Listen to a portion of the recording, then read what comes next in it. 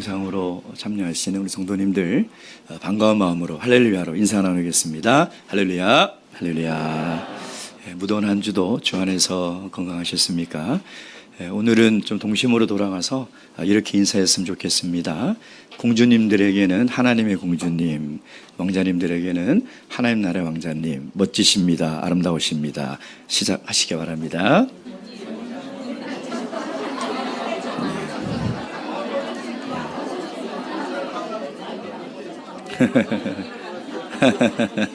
예. 정말 하나님 나라의 왕자님, 공주님들이십니다. 예, 참 귀하십니다. 예수 그리스도의 이름으로 하나님 말씀 증거하도록 하겠습니다. 사도행전 9장 19절에서 25절까지 말씀입니다. 9장 19절에서 25절까지 말씀입니다. 오늘 우리에게 주시는 이 계시의 말씀을 통하여 살아계신 하나님의 뜻과 우리를 향하신 귀한 뜻을 다 깨달을 수 있도록 19절부터 25절까지 저와 함께 교도하도록 하겠습니다. 제가 먼저 읽겠습니다. 음식을 먹음에 강건하여지니라. 사울이 다메섹에 있는 제자들과 함께 며칠이 있을새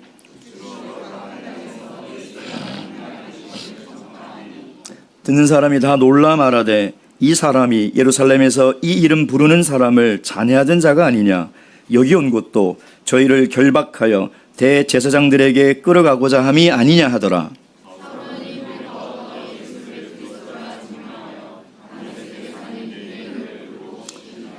여러 날이 지남에 유대인들이 사울 죽이기를 공모하더니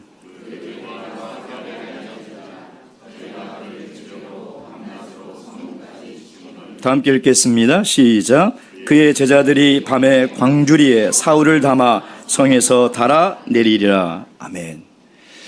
첫째 아이를 키우는 엄마 아빠들이 이런 착각을 한다고 합니다. 우리 애가 천재가 아니야? 혹시 우리 성도님들도 자녀를 키울 때 이런 착각 한두 번쯤 해보셨을 겁니다. 혹시 우리 아동반들 중에 아직도 내가 천재인가? 혹은 내가 천재였나? 라고 생각하는 우리 아동부들이 있는지 모르겠는데요. 최근에 10살 소년 천재가 서울과학고등학교에 입학했다가 다시 자퇴를 하는 일련의 일들이 있었습니다. 이 아이는 영재발굴단이라는 TV 프로에도 나왔었는데요. 대학생들, 교수들도 풀기 힘든 수학 문제를 그냥 척척 이렇게 풀어내는 모습을 보고 참 많은 사람들이 놀라워했습니다. 근데 과거에도 우리나라에는 참 많은 천재들이 있었어요. 4살인가 한복을 입고 나와가지고 도쿄대학에서 낸 수학 문제를 푸는 이 사진이 신문에 실렸고요. 실제로 IQ 검사를 했는데 IQ가 몇 점이 만점인지 아시나요? 200점입니다. 근데 10점을 받아서 기네스북에 등재될 정도로 우리나라에는 천재들이 참 많았어요. 근데 그 천재들이 학교와 사회에 부적응해서 현재는 참 평범한 삶을 살아가는 모습을 볼 때 그들이 우리에게 던진 질문이 뭐냐면 참 타고난 이 천재들을 우리가 잘 관리하고 더 나은 그 환경 속에서 자신의 재능을 더 드러내도록 해야 하는데 너무 과도한 관심과 기대가 이 천재들을 망쳐놓은 것이 아닌가라는 그런 숙제를 저희들에게 던져뒀던 것이죠. 타고난 재능보다 사후 관리가 또 그들이 어떤 환경 속에서 잘할 수 있는가 이게 훨씬 더 중요한 것입니다. 오늘 우리는 참 기독교 역사의 한 획을 긋는 어쩌면 교회사에 가장 영향력이 있는 바울 사도에 대해서 살펴보고 있지 않습니까? 그가 어떻게 예수님을 만났고 세례를 받아 주님의 종이 되었는지 우리는 살펴보고 있습니다. 어쩌면 초대교회의 혜성처럼 등장한 천재와도 같은 사람이 바로 바울 사도라는 것이죠. 근데 오늘 이 혜성처럼 등장한 정말 위대한 천재 같은 이 바울 사도를 향하신 하나님의 계획이 따로 있더라는 것입니다. 그것이 무엇이며 사울이 오늘 다메섹에서 전도한 이 사건을 통해서 깨달은 것이 무엇인가? 하나님은 어쩌면 사울에게 깨닫게 하고 싶은 이 하나님의 교훈을 오늘 이 자리에 앉은 우리 모든 주님의 자녀들도 깨닫기를 원하고 있다는 것입니다. 오늘 그것이 무엇인지를 잘 깨닫는 그런 귀한 시간이 되기를 주님의 이름으로 축원드립니다. 첫째, 우리 바울 사도가 이 사울이 증거한 것이 무엇인가? 20절 말씀 다시 읽도록 하겠습니다. 시작. 즉시로 각 해당에서 예수의 하나님의 아들이심을 전파하니. 20절 말씀에서 가장 눈에 띄는 단어가 무엇입니까? 즉시라는 단어죠. 지금 사도행전의 저자인 누가는 두 가지를 강조하고 있습니다. 사울이 어떻게 예수님을 만났고 믿게 되었고 세례를 받아 하나님의 은혜로 새롭게 세상을 보게 되었는가라는 것과 동시에 그가 즉시 예수 그리스도를 증거했다. 지금 이 사도행전 9장의 본 말씀을 쭉 보면 누가의 의도를 우리가 읽을 수 있어요. 지금 이 두 가지를 붙여서 우리에게 강조하고 있다는 것이죠. 왜 누가는 이 사실을 강조할까요? 너무나 분명합니다. 예수 그리스도가 바울 사도를 부른 목적, 그를 구원한 목적이 무엇이냐는 거예요. 바로 예수 그리스도의 이름을 증거하는 거예요. 사울은 그거를 깨달은 거예요. 하나님이 나를 구원해 주신 목적, 하나님이 나를 당신의 종으로 삼아주신 목적은 바로 예수 그리스도를 증거하며 살아가라는 것이죠. 믿음의 목적이 영혼의 구원을 얻어 천국에 가는 것 맞습니다.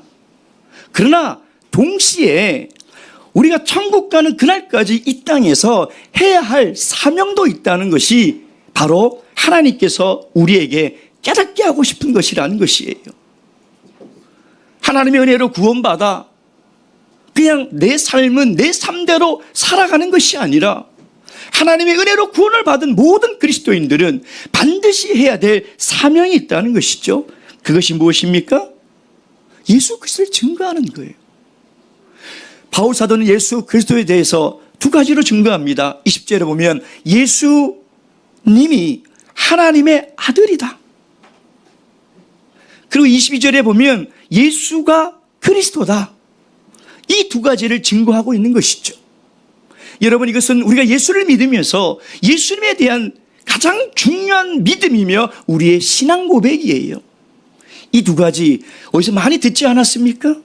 마태복음 16장 16절에 보면 베드로가 예수님께서 베드로에게 너는 나를 누구라 하느냐라고 할 때 그가 신앙 고백을 합니다. 주는 그리스도시요 살아계신 하나님의 아들이십니다. 이 베드로의 위대한 신앙 고백 위에 하나님께서는 예수님께서는 당신의 교회를 세워나가겠다는 거예요. 그러니 우리가 예수를 믿는다는 것은 이 두 가지를 반드시 믿어야 하는 거예요. 예수가 하나님의 아들이라는 거예요. 그리고 예수가 구세주며 메시아며 내 인생의 주인이신 그리스도라는 거예요. 여러분, 이걸 깨달아야 돼요.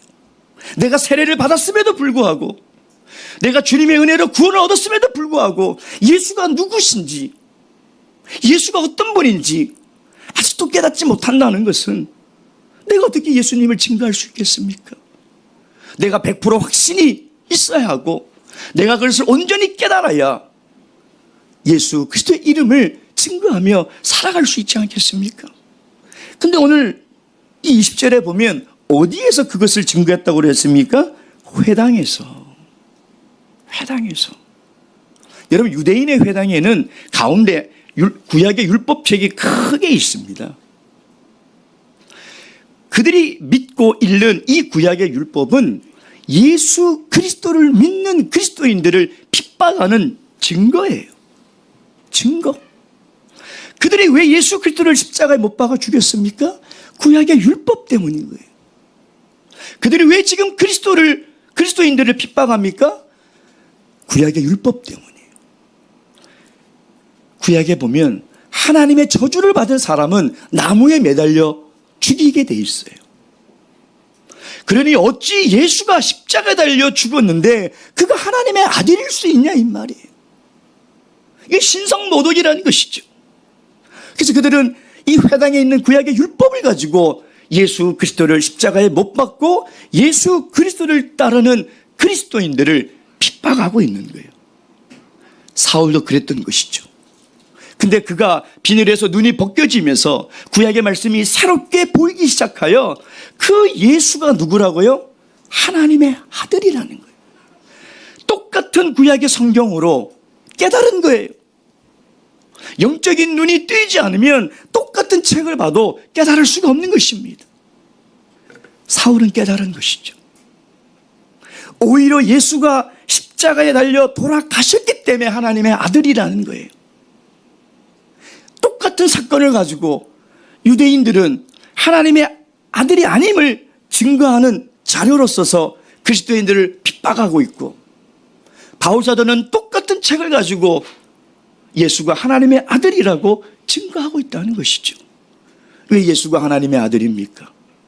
하나님의 뜻에 100% 순종했기 때문에, 죽기까지 순종하여 십자가에 매달려 죽으셨기 때문에 예수 그리스도가 하나님의 아들이라는 거예요. 그것을 깨닫고 이 깨달은 것을 내가 즉시 반드시 내가 증거해야 되겠다. 그래서 그는 즉시 회당에서 예수가 하나님의 아들이심을 증거하고 있었다는 것이죠. 사랑하는 성도 여러분, 우리가 이걸 깨달아야 합니다. 하나님이 나를 왜 구원하셨는지, 그 구원하신 이유와 목적이 무엇인지를 깨닫지 못하면 정말 우리는 아무것도 가진 것 없이 마지막 날 주님께 드릴 것이 아무것도 없는 정말 부끄러운 손으로 주님 앞에 서게 될 거라는 거예요. 바로 기는 사울이 깨달은 것처럼 우리도 이 귀한 복음의 말씀을 깨달아 예수가 하나님의 아들이시며 예수가 그리스도임을 증거하며 살아가는 저와 여러분이 되길 주님의 이름으로 축원드립니다. 두 번째, 사울이 깨달은 것이 있습니다. 그래서 하나님이 원하시는 것이 무엇인지를 깨달았어요. 자, 21절에서 22절 다 함께 읽겠습니다. 시작. 듣는 사람이 다 놀라 말하되 이 사람이 예루살렘에서 이 이름 부르는 사람을 자네된 자가 아니냐. 여기 온 것도 저희를 결박하여 대제사장들에게 끌어가고자 함이 아니냐 하더라. 사울은 힘을 더 얻어 예수를 그리스도라 증명하여 다메섹에 사는 유대인들을 굴복시키니라. 예수님이 하나님의 아들이시며 예수가 그리스도임을 깨달은 사울은 도저히 가만히 앉아 있을 수가 없었습니다. 그 마음에 불이 붙은 거예요. 여러분, 사람이 정말 진리를 깨달으면요, 가만히 앉아 있을 수가 없어요.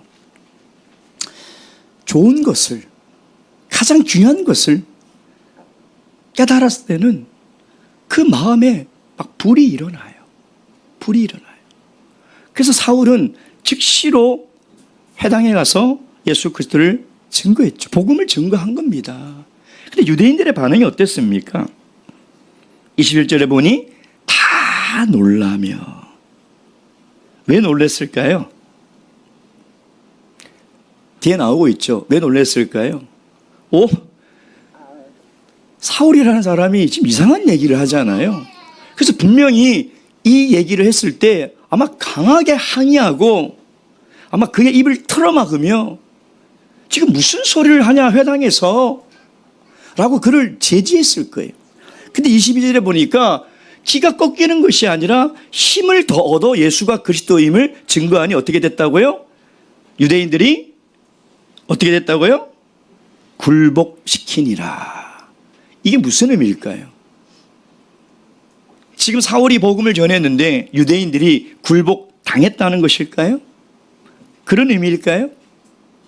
사실 우리 이 개역 한글 성경은 번역이 잘못된 겁니다.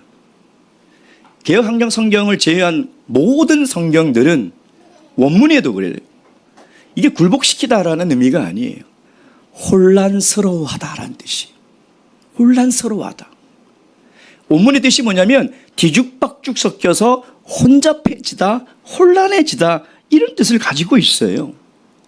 그러니까 여기서 굴복시키다라고 번역한 이 혼란스럽다는 이 단어가 사도행전에만 나오는 단어예요. 5군데가 나와요. 그걸 다 찾아보면 어느 한 것도 굴복시키다라고 기록한 것이 없어요. 근데 왜 이렇게 했는지 모르겠어요. 안 믿으시는 표정인데 23절 읽도록 하겠습니다. 시작. 여러 날이 지나매 유대인들이 사울 죽이기를 공모하더니, 만약 복음에 굴복됐다면 유대인들의 그 다음 반응이 뭐여야 돼요? 예수를 그리스도로 시인하고 회개하고 세례를 받아야죠. 근데 왜 사울을 죽이기로 공모하고 있습니까? 혼란스러운 거예요. 우리가 알았던 사울이 아니고 그의 입에서 예수가 하나님의 아들이며 그리스도라는 말이 나오니까 너무 크게 당황한 거예요. 25절 보세요. 그의 제자들이 밤에 광주리에 사울을 담아 성에서 달아 내리니라. 사울이 모양 빠지게 냄새나는 빨래 담고 음식 쓰레기 담는 그 바구니에 실려가지고 지금 성으로 도망간 거예요. 도망간 거. 그러니 이것은 그들을 복음으로 굴복시켰다는 말이 아니에요. 근데 여기서 한 가지 의문이 생깁니다. 이 본문의 말씀을 묵상하다 보면 참 이해가 안 가요. 아니, 예수님께서 분명히 사울을 다메섹 도상에서 부른 이유는 임금들과 이방인들과 이스라엘에게 예수 그리스도의 이름을 증거하는 택한 그릇으로 삼지 않았습니까? 그래서 불렀잖아요. 그래서 사울이 하나님의 종이 되어서 즉시로 그 택한 그릇에 맞게 회당에 가서 예수 그리스도를 증거했어요. 그럼 왜 예수님은 사울이 전하는 그 복음의 말씀에 능력으로 함께 하시지 않냐 이 말이에요. 왜 유대인들의 이 손에서 사울을 지켜주지 않냐 이 말이에요. 아니, 베드로도 한 번 설교에 3,000명이 회개하고 세례를 받았는데 왜 사울은, 이 위대한 사울은 복음을 전했는데 한 명도 안 믿었어요. 한 명도 안 믿었어요. 그러니까 사울이 회심한 이후에 가장 첫 번째 한 하나님의 일이, 복음을 전한 이 일이 실패했을까요? 성공했을까요? 지금 광주리를 타고 모양 빠지게 그 새벽에 도망가는 사울의 마음이, 심정이 어땠을까요?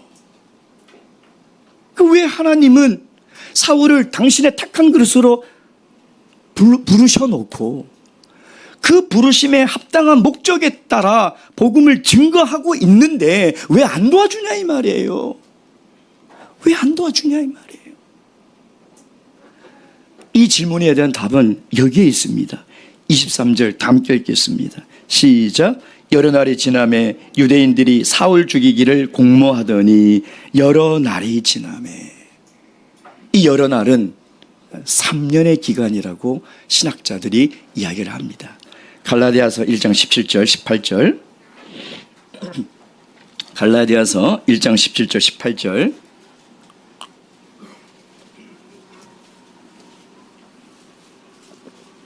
갈라디아서 1장 17절 18절 말씀 다 함께 읽겠습니다. 시작. 또 나보다 먼저 사도된 자를 만나려고 예루살렘으로 가지 아니하고 오직 아라비아로 갔다가 다시 다메섹으로 돌아갔노라. 그 후 3년 만에 내가 게바를 신방하려고 예루살렘에 올라가서 저와 함께 15일을 유할세. 아멘.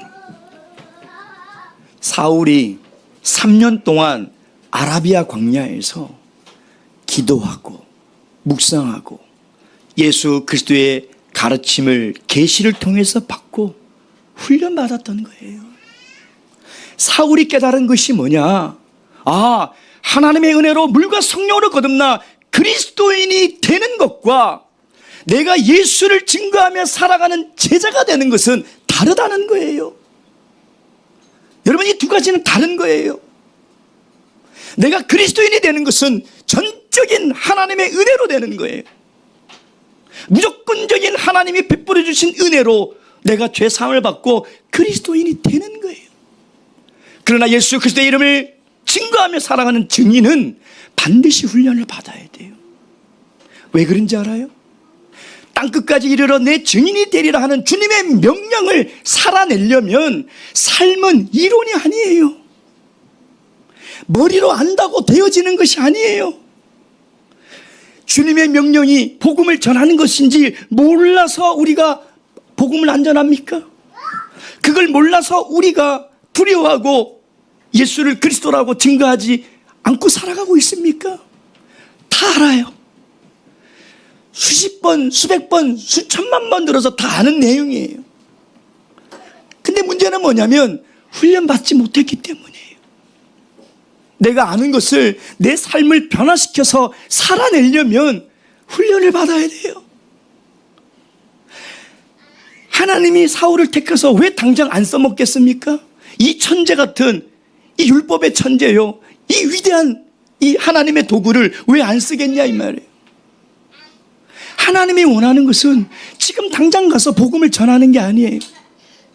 하나님이 원하는 것은 그 하나님과의 훈련을 통해서 바울 사도가 더 신실한 그리스도인이 되고 더 성숙한 그리스도인이 되라는 거예요. 아마 바울 사도는 눈에 비늘이 벗겨져서 예수가 새롭게 보이고 율법이 새롭게 보이고 세상이 새롭게 보이자마자 유대교에서 했던 그 열심과 열정으로 예수 그리스도를 증거하며 복음을 전하며 살고 싶었을 거예요. 근데 하나님이 막으시는 거예요. 왜? 하나님이 원하시는 건 그게 아니에요. 하나님이 원하시는 것은 바울 사도가 지금 당장 나가서 복음을 증거하며 사는 것이 아니라 하나님 손에 붙들려 훈련받기를 원하고 있다는 것이에요. 그래서 바울 사도가 첫 번째 복음을 전했던 이 전도의 이 사역은 실패가 아니에요. 하나님 손에 붙들려서 더 아름다운 그릇으로 빚어가는 과정이라는 거예요. 그 증거가 뭐냐? 23절 여러 날이 지나매. 이거는 시간의 경과를 이야기하는 것이 아닙니다. 킹 제임스 버전에 보면 이렇게 되어 있습니다. 채워져 갔다. 3년 동안 하나님의 말씀으로 채워지고 하나님과 기도함으로 하나님의 영으로 채워지고 하나님의 마음이 채워지면서 정말 하나님의 손에 붙들려서 하나님이 사용하기에 너무 좋은 그릇인 거예요. 여러분, 훈련받지 않으면 하나님의 손에 쓰기가 너무 힘들어요. 어떤 사람은 하나님이 좀 쓰려고 해도 뭐가 났는지 이래서 안 되고 저래서 안 되고 이리 빠지고 저리 빠지고 정말 잡으려면 미꾸라지처럼 쑥쑥쑥쑥 빠져나가요. 얼마나 미끄러운지 어떻게 써요? 그가 아무리 율법의 천재고 복음의 열정이 아무리 뜨거워도 어떻게 쓰냐 이 말이에요. 쓸 수가 없는 거예요. 그래서 하나님은 3년 동안 그가 좀 더 성숙한 그리스도인이 되고 그가 좀 더 진실한 그리스도인이 될 때까지, 그것이 채워질 때까지 하나님은 훈련받기를 원하고 있는 거예요. 사랑하는 성도 여러분, 우리도 때로는 하나님의 은혜로 구원을 받아 야, 내가 가만히 앉아있을 수 없다. 그래서 뭐라도 열심히 해야지. 그리고 일을 열심히 하는 것이 중요한 줄 알고 사역의 현장에서 일만 열심히 해요. 하나님이 먼저 원하는 것이 뭔지 알아요? 우리가 말씀과 기도로 훈련을 받아 정말 참된 그리스도인이 되기를 원하는 거예요. 우리가 정말 하나님의 마음으로 채워져서 진실한 그리스도인이 먼저 되는 것이 훨씬 중요한 거예요. 일하는 게 중요한 게 아니에요. 사울은 그걸 깨달은 거예요. 자기는 이미 구약의 율법의 말씀에 통달한 사람이고 이제 그리스도인이 됐고 예수가 누군지를 다 알았으면 당장에 복음을 전하는 것이 맞는 것처럼 보이지만 하나님은 아니라니까요. 여러분, 그걸 깨달아야 돼요. 정말 주님이 우리의 신앙을 볼 때 주님이 정말 원하는 것이 무엇인지를 우리가 깨달아야 된다. 사랑하는 성도 여러분, 우리도 시간을 그냥 흘려보내고 지나보내는 그런 인생이 아니라 늘 하나님의 말씀과 하나님의 기도로 우리의 삶이 채워져 가서 우리가 한 달, 한 해 한 해 지나가면서 우리가 더욱더 신실한 그리스도인이 되어가야 돼요. 우리가 더욱더 성숙한 그리스도인이 되어가야 돼요. 하나님께서 사울에게 원하는 것이 그거였어요. 하나님이 우리에게 원하는 것이 바로 이것이라는 것을 깨달아 살아가시길 주님의 이름으로 축원드립니다. 마지막 세 번째, 이 사울이 깨달은 것이 뭔가? 우리 23절, 24절 다시 읽겠습니다. 시작. 여러 날이 지남에 유대인들이 사울 죽이기를 공모하더니 그 계교가 사울에게 알려지니라. 저희가 그를 죽이려고 밤낮으로 성문까지 지키니라. 다메섹에 사는 유대인들이 왜 혼란스럽고 당황스러웠을까요? 우리가 알고 있는 사울이 아니에요. 사울은 예루살렘에서 교회와 그리스도인들을 핍박했던 사람이에요. 그러니 유대인들이 사울에 대한 기대가 뭡니까? 이곳에 와서도 눈에 가시 같은 그리스도인들을 잡아가라는 것이죠. 근데 그 사울이 그리스도인이 돼서 나타난 거예요. 이거 얼마나 당황스럽습니까? 얼마나 혼란스럽습니까? 그래서 제지했는데 돌아갈 줄 알았더니 더 힘을 얻어 예수를 증거를 하고 있는 모습을 보니 가만둘 수가 없는 거예요. 그래서 어떻게 하기로 결정합니까? 죽여야 되겠다 라고 하는 거예요. 자, 근데 23절 24절에 보면 유대인들이 사울을 죽이려고 공권력까지 동원해서 24시간 성문을 지키고 이 군사들이 이 온 성을 뒤지며 지금 사울을 찾고 있는 거죠. 다시 얘기하면 사울은 도관에 든 쥐요 이미 죽은 목숨입니다. 고대 시대에 성문을 지키고 안에서 샅샅이 찾아낸다는 것은 죽은 목숨이에요. 그 시간의 문제지 반드시 발각됩니다. 고린도후서 11장 32절. 고린도후서 11장 32절 33절.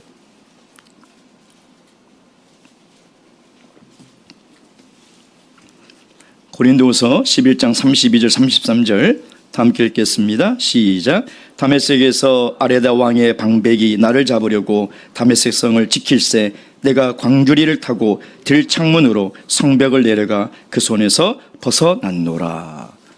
당시 다메섹을 다스리는 이 아레다 왕을 유대인들이 매수를 한 거예요.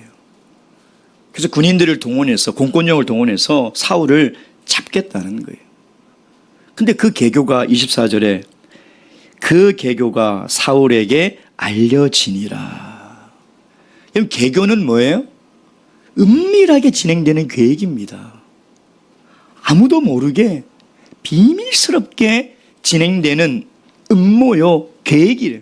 계획. 근데 그게 사울에게 알려졌어요. 이거 어떻게 알려졌을까요? 여기 알려지다라는 단어가 그냥 지금 유대인들이 사울을 죽이려고 한데 그런 소문이 아니에요. 이 알려지다라는 이 원문에 보면 어떤 뜻이 있냐면 동침하다라는 뜻이 있어요. 다시 얘기하면 이 알려지다라는 말은 뭐냐면 이 모든 이 계교가 속속들이 누가 언제 어디서 어떻게 지금 사울을 잡아 죽이려고 하는지 그것이 모든 것이 다 드러났다란 뜻이에요. 사울이 이걸 어떻게 할 수 있습니까? 사울이 이 공권력이 지금 계획하고 있는 이 계교를 은밀히 진행되는 자기를 죽이려고 하는 이 계획을 도대체 어떻게 알 수 있습니까? 알 수도 없어요. 알려고 해도 알 수가 없는 거고 도저히 알 수 없는 계교예요. 누가 알려줬을까요? 하나님께서 알려주신 거예요. 성경은 어떤 통로로 하나님께서 사울에게 알려줬다라고 이야기하고 있지 않지만 오늘 본문의 말씀을 보면 이건 하나님께서 알려주신 거예요. 사울을 죽이려고 그 성에 있는 모든 군사를 다 풀고 24시간 성문을 지키고 있음에도 불구하고 그 계교는 실패로 돌아간 거예요. 수포로 돌아간 거예요. 어떻게 하나님의 계획을 이길 수 있겠습니까? 인간의 힘이 어떻게 하나님의 능력을 이길 수 있겠습니까? 사울이 깨달은 게 뭐예요? 신명기 32장 10절에서 12절. 신명기 32장 10절에서 12절 말씀. 신명기 32장 10절에서 12절 말씀 함께 읽겠습니다. 10절 12절 시작. 여호와께서 그를 황무지에서 짐승의 부르짖는 광야에서 만나시고 호위하시며 보호하시며 자기 눈동자같이 지키셨도다. 마치 독수리가 그 보금자리를 어지럽게 하며 그 새끼 위에 너풀거리며 그 날개를 펴서 새끼를 받으며 그 날개 위에 그것을 엎는 것 같이 여호와께서 홀로 그들을 인도하셨고 함께한 다른 신이 없었도다. 사울은 정말 중요한 걸 깨달은 거예요. 여러분, 하나님이 이스라엘 백성들을 애굽에서 이끌어내셔서 그들을 이끌어낸 목적이 뭐예요? 가나안 땅에 들어가게 하는 것이죠. 근데 동시에 광야에서 하나님 백성다운 사람을 만드는 거예요. 그래서 훈련을 시키는 거예요. 매일같이 만나를 먹게 하시고 그 광야에서 40년 동안 하나님이 훈련을 시키는 거예요. 그냥 가나안으로 보내지 않으세요. 가나안에 합당한 사람이 안 되면 여기 가서도 범죄하고 여기 가서도 하나님을 떠나버리기 때문에 이 하나님 나라에 합당한 사람으로 만들어가는 거예요. 그런데 그 훈련하는 이 40년 동안 하나님께서 어떻게 하셨다고요? 눈동자처럼 지키시고 호위하시고 보호하시고 그들을 인도하셨다는 거예요. 낮에 해가 상치 않게 구름 기둥으로 덮어주시고 밤에 달이 해치 않게 불 기둥으로 그들을 인도하고 보호해 주셨다는 거예요. 사울은 너무 중요한 걸 깨달은 거예요. 앞으로 그가 주님의 택한 그리스도예요. 복음을 전할 때 수많은 실패를 하게 될 거고 수많은 위험과 고난과 어려움을 당하게 될 건데 반드시 하나님이 나를 눈동자처럼 지켜주신다는 거예요. 그 실패는 실패가 아니라 나를 더 성숙한 그리스도인으로 만들어가는 하나님의 과정이며 하나님 반드시 나를 지켜주신다는 거예요. 여러분, 이것을 깨닫는 게 얼마나 중요한 것입니까?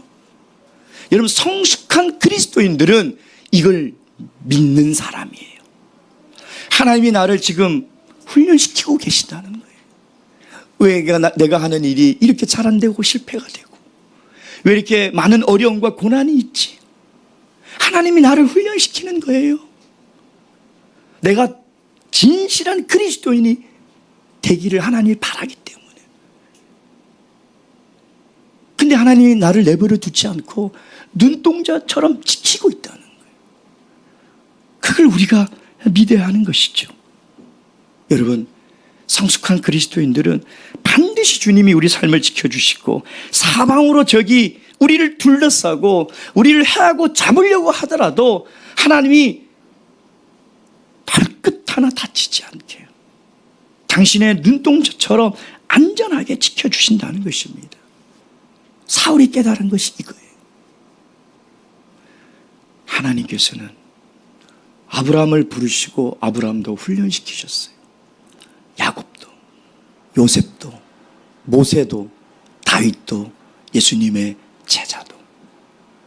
하나님의 훈련을 받지 않은 하나님의 사람은 아무도 없어요. 그러나 그 훈련하는 과정 속에서 하나님은 반드시 지켜주신다는 거예요. 사울이 깨달은 이 너무나 귀한 이 말씀은 오늘 우리가 깨달아야 될 하나님의 말씀이라는 것입니다. 하나님이 우리를 불러주시고 우리를 인도하시고 사랑하는 방식이 마치 독수리가 이 아기 독수리를 날게 하려고 공중으로 쭉 끌고 올라갔다가 거기서 탁 던져버리지만 그것은 그 독수리가 스스로 힘으로 날게 하려고 하는 거예요. 땅에 떨어질 때쯤에 그 날개로 감싸 안아 주는 거예요. 그것이 하나님이 우리를 그리스도인으로 만들어가는 과정이요, 방법이요, 우리를 사랑하는 방식이라는 것을 믿으시길 주님의 이름으로 축원드립니다. 묵도하시겠습니다.